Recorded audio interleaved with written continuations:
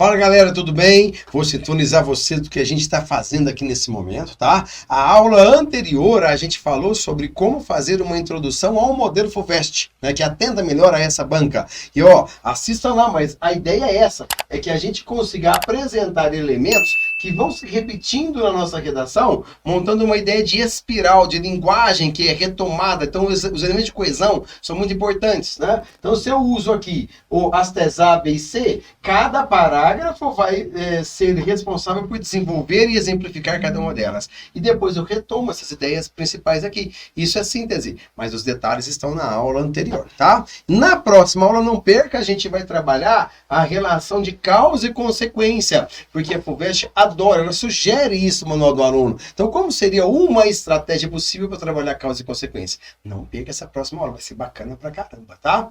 E agora, hoje, nós vamos agora para o slide trabalhar um tema de redação. Olha só como é que a FUVEST cobra isso da gente. Primeiro, ele pode colocar um texto não verbal, pode colocar um dado estatístico, como você está vendo nessa tirinha, né? Ó, não foi você quem inventou a roda? Foi, mas eu já me arrependi, porque a roda passou tão rápido que o sujeito não pôde acompanhar, ou seja, a tecnologia ela é rápida, nós não temos muito acesso. Você compra um celular hoje achando que ele é a última moda, liga a televisão, já tem outro modelo mais novo que o seu, a gente já se sente sempre ultrapassado, tá? Texto 2, leia o texto da coletânea, galera, sempre com uma caneta na mão. Por quê? Porque ao ler o texto 2, o seu cérebro faz sinapses e correlações que vão ser os exemplos que você vai precisar. Ah, não preciso não, minha cabeça é boa, eu lembro. Claro que você lembra, você é jovem, você consegue tudo, tá? Mas se você conseguir chegar com o seu equipamento físico menos cansado no final da prova, você concorda que você vai fazer questões também menos cansado e vai ter vantagem? Então não sobrecarregue. Pegue uma caneta, lembrou de um exemplo, de um filme, de um filósofo, anota do lado, tá? Então vamos lá. Texto 2. Somente numa sociedade onde exista um clima cultural em que o impulso à curiosidade e o amor à descoberta sejam compreendidos e cultivados, pode a ciência florescer. Somente quando a ciência se torna profundamente enraizada como um elemento cultural da sociedade é que pode ser mantida e desenvolvida uma tecnologia progressista e inovadora, tornando-se então possível uma associação íntima e vital entre ciência e tecnologia. Essa associação é uma característica da nossa época e certamente essencial para a manutenção de uma civilização com os níveis presentes de população e qualidade de vida. Então, peraí, esse texto aqui está dizendo, né, o papel, olha a referência dele, o papel da ciência na sociedade, e só numa sociedade em que há um clima cultural e o incentivo à pesquisa que nós vamos ter a ciência em desenvolvimento. Eu somaria mais alguma coisa em relação a esse Oscar Sala. Eu somaria também o grau de dificuldade. Quanto mais é difícil a vida, mais o povo se torna proativo para superar aquelas situações. Prestem atenção nas pessoas que viveram há 12 mil anos atrás numa costa africana. O que não era necessário para burlar o ataque de predadores como hiena, chacal, o mamute, que tipo de arma não deveríamos inventar para a gente sobreviver e deixar descendentes? Que tipo de proteção não deveríamos ter? Onde deveríamos morar? Em cima da árvore, embaixo, dentro da caverna, de fora? Como proteger do frio? Então, assim, eu acho que o contexto também, quando ele é muito, digamos assim, sofrido e difícil, ele proporciona também uma necessidade de superação muito grande. E aí a mente humana vai se articular para isso acontecer, tá? Então, se eu tenho um contexto em que está tudo tranquilo, não há nenhum tipo de necessidade de saltos, a sociedade fica meio estagnada. É o que acontece talvez com uma geração de pessoas que têm um conforto econômico muito grande, muito acesso à tecnologia, elas produzem menos, porque elas vão aqui no consumo do que está pronto. Mas na ausência ou na necessidade há também uma projeção maior, tá? Mudando aqui a tela, quanta do latim, plural de quanto.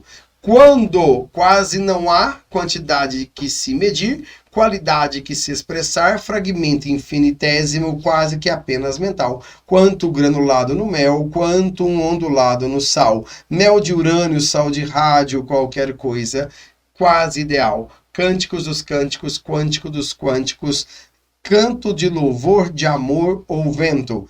Vento arte do ar, balançando o corpo da flor, levando o veleiro para o mar, vento de calor, de pensamento, em chamas, inspiração, arte de criar o saber.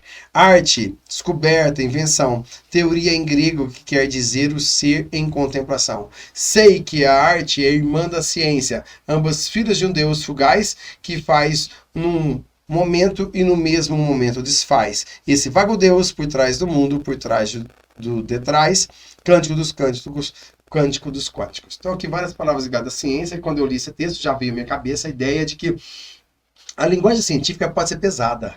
Por que ela sempre foi pesada? O estereótipo de cientista é aquele que usa um jaleco branco, de um óculos grande, míope, atrás de uma mesa, fazendo ali, né, experiências com combustões químicas. Esse é o modelo de cientista estereotipado. O cientista é uma pessoa comum, né, que usa uma roupa comum, que anda na rua, que vai ao mercado e tal. E a linguagem, se ela não for adequada, ela não se populariza no sentido até de angariar investimentos. Então, quando você estiver na faculdade, você vai estudar uma matéria que se chama CTS. CTS é Ciência, Tecnologia e Sociedade. Então, para o mundo atual, não existe nenhum tipo de glorificação da ciência ou da tecnologia se elas não estiverem atendendo a uma necessidade social. Então, mandar um foguete para a Lua não atende a nenhuma necessidade social. Agora, a tecnologia desenvolvida para que esse foguete chegue lá, se ela também for disseminada aqui, em outros aparelhos, na linguagem matemática, na inclusão de pessoas, aí a ciência e a tecnologia servindo à sociedade, ela vale a pena. Então, a competência para mandar um foguete ao espaço, esse saber, se for disseminado à sociedade e ajudar a sociedade na sua fragilidade, na diminuição do sofrimento, aí sim é bacana. Quem que falava mais ou menos parecido com isso? Auguste Comte. O Auguste Comte falava que a função da ciência, enquanto evolução, era levar a maior felicidade possível para a maior quantidade possível de pessoas, né? E aqui também fala da palavra quântico, né? A palavra quântico também é banalizada, né? Tudo que as pessoas querem dizer que é complexo, chamam de quântico, né? Eu vou fazer um yoga quântico. Cara, nem os físicos sabem direito o que é o quântico. O quântico é uma nanopartícula que, enquanto você descobre onde ela está no espaço, você não sabe que tempo é. Quando você localiza no tempo, não sabe em que espaço está. Então não é tão fácil assim a gente usar a palavra quântico para qualquer lugar. Mas quando se tem um domínio tanto do macroespaço quanto do microespaço, e esse domínio de novo é vinculado à sociedade, fica bacana, não fica a vida? Então vale a pena, tá? Texto 4. Nós criamos uma civilização global em que os elementos mais cruciais, o transporte, as comunicações e todas as outras indústrias, agricultura, medicina, educação, o entendimento, a proteção ao meio ambiente e até a importante instituição democrática do voto, dependem profundamente da ciência e tecnologia. Aqui nós temos a urna eletrônica. Nós temos o maior... A gente tem costume de bater no Brasil, dizendo que o Brasil é atrasado, síndrome de vira-lata, tá? Você sabia que o Brasil fornece aparelhos tecnológicos aeroespacial para os Estados Unidos? Você sabia que o Brasil tem o maior projeto de cura da AIDS no mundo? Você sabia que a urna eletrônica e o SUS são referências mundiais? Então, peraí, isso tudo faz parte da tecnologia. Agora, também não fica no senso comum achando que tecnologia tem que ser alguma coisa ligada à energia elétrica. Um lápis é uma tecnologia fantástica. A escrita, a invenção do fogo, né? A invenção assim, de um trabalho mecânico de um monjolo que usa a própria força da água para poder triturar aquele grão, descascar aquele arroz e beneficiar uma série de famílias ali em volta. Então existe assim, em todo momento do ser humano, a tecnologia. Mas a tecnologia, talvez ela não obedeça a um gráfico só ascendente. Eu acho que a tecnologia faz isso, ela sobe, chega um momento ela estabiliza, depois ela volta a subir, estabiliza, volta a subir. Como assim, professor? Imagine, vamos criar aqui um carro voador. Carro voador, você concorda que já existe uma tecnologia para o carro que está na Terra? Claro, tem um monte de carros circulando, eles são tecnológicos, beleza. Existe uma tecnologia para o helicóptero? Sim. Então eu pego o que está no helicóptero, junto que está no carro, faço as devidas adaptações e monto esse objeto híbrido. Ah, tá. Então quer dizer que então, tem momentos que eu não preciso inventar uma nova tecnologia? Claro que não. Se você for pensar em Netflix, quando você for comprar, assinar a conta na Netflix, você não comprou um celular para isso. Você não comprou uma internet para isso. Já tinha celular na sua mão, já tinha internet na sua casa. Houve o quê? Uma adaptação, um novo uso original daquilo que já existia. Então, às vezes, a tecnologia ela nos vai dar uma sensação de avanço e é só uma intertextualidade, sabe, das coisas que já existem. Continuando no texto, também criamos uma ordem que quase ninguém compreende, a ciência e a tecnologia. É uma receita para o desastre. Podemos escapar ilesos por algum tempo, porém, mais cedo ou mais tarde, essa mistura inflamável de ignorância e poder vai explodir na nossa cara. Carl Sagan, aquele que escreveu o livro Cosmos, que virou uma série fantástica, um dos maiores astrofísicos do mundo, está explicando isso para nós. Agora, o texto 5 está dizendo: algo muito estranho está acontecendo no mundo atual. Vivemos melhor que qualquer outra geração anterior. Pessoas são saudáveis graças às ciências da saúde.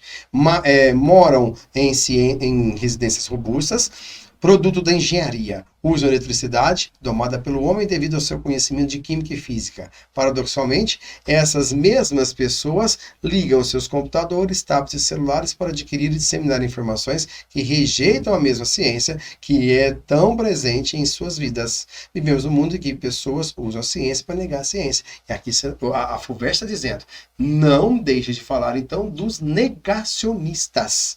Tá? Então, negar a ciência significa, a ciência não é capaz de me ajudar. No entanto, nós vivemos num mundo rodeado por ciência. O que nos une nessa aula hoje, por exemplo, são aparatos tecnológicos. É uma câmera que está me filmando, é um microfone que está captando a minha voz, é uma tela que você está vendo, é uma internet que faz essa comunicação na hora, quando você quiser. Né? Imagine agora a história dessa ciência, o papel da ciência. Quando os portugueses saem de Portugal e vão para as Índias, atravessando o Cabo da Boa Esperança no sul da África, eles não vão por uma aventura qualquer para conhecer o mar. Eles vão buscar longevidade. No livro de história está escrito especiarias. Esquece isso que está lá. Tá? Eles vão buscar produtos que são conservantes, porque lá não tinha geladeira e eles precisavam de uma nova tecnologia para a comida durar mais, tá? Eles comiam carne podre, porque não tinha acesso a muitas alimentações, a comida estragada, e agora com sal, pimenta, cravo, eles podem fazer a carne durar mais tempo. Já viu falar em carne de sol, carne salgada, né? Então a comida agora vai durar meses, né? Até o preparo. Isso mostra, então, que eles estão buscando mais expectativa de vida. Uma pessoa de 35 anos na Europa, nessa época, século XVI, já era velha. As mulheres menstruavam, logo se casavam, tinham que gerar filhos. Por quê? Com 30 anos, a expectativa estava muito mais próxima da morte que da vida. Tá? Hoje, no século XVIII, por exemplo, né, numa França revolucionária, nós não tínhamos remédios. A plantação sistemática estava ainda se encaminhando, né? A distribuição de comida, como é que faria, as doenças aqui no Brasil tropicais, lá na Europa ligadas ao frio, como tratar disso. Hoje, só de lavar as mãos, escovar os dentes, coisas que nós aprendemos com as pandemias e com as crises sanitárias, separar a roupa de um doente, separar talheres, separar garfos, facas, escovas de dentes, separação daquilo que a gente chama de higiene pessoal. Isso proporciona um salto maior na vida. A comida que você não come no almoço, você acondiciona na geladeira. A criança nasce, já toma 5 ou 6 vacinas depois de um mês de vida, depois toma mais reforço e tal. Isso fez com que a gente conseguisse sair de 35 anos de expectativa de vida para chegar aqui no Brasil, lá no Rio Grande do Sul, 85 anos para as mulheres, 80 para os homens. As mulheres se cuidam mais, vão mais ao médico, elas duram mais que os homens. No Nordeste, dada a dificuldade econômica, cultural, a dificuldade socioambiental, a gente percebe que a expectativa de vida lá é mais baixa, cerca de 20 anos em relação aos gaúchos, tá? Mas mesmo assim ainda é muito maior do que alguém que viveu no século XVII. Então isso mostra que a tecnologia ela é muito importante para nós. negá-la talvez seja um retrocesso, mas também afirmá-la superior ao homem, um outro problema. Aí entra a tecnologia do GPT, né, que você pode usar no seu texto. A tecnologia do GPT, ela tem que, de novo, servir a sociedade. Tem que ser uma CTS, né? Ciência, Tecnologia e Sociedade. Caso isso não ocorra, nós vamos gerar uma forma de ver o mundo que seja, de novo, canalizadora da supremacia da tecnologia diante do mundo. Aí sim vão entrar os negacionistas dizendo, reclamando a humanização da vida. Então, no fundo, os negacionistas não são os que odeiam a tecnologia, mas os que estão reclamando a humanização, o cuidado, o respeito à liberdade. Certinho? Então cabe no seu texto Rousseau, Homem nasce bom, sociedade que o corrompe. Cabe no seu texto John Locke, homem tem direito à liberdade, à escolha, ao livre-arbítrio, e ninguém pode tomar isso dele, nem mesmo a tecnologia. Certo? Envie o seu texto para nós, cujo tema é o papel da ciência no mundo contemporâneo. A ciência é o quê? É o que esclarece? Quando estraga alguma coisa na sua casa, na internet, o que você faz? Você liga para um político ou liga para um técnico? Não é o técnico científico que vai lá e regula e restabelece a conexão da sua internet, e você faz isso por meio de qual aparelho, já que a internet não funciona? Pelo telefone, né? Você usa um outro, ou seja, a tecnologia ela vai se somando, né? Um jornal no século XIX, ele não deixou de existir com o rádio, que também não deixou de existir com a TV, que também não deixou de existir com a internet, ou seja, agora nós temos um mundo que está uma oferta muito grande de tecnologia e onde fica o humano nessa parada. Certinho? Faça seu texto, envie pra gente e até semana que vem.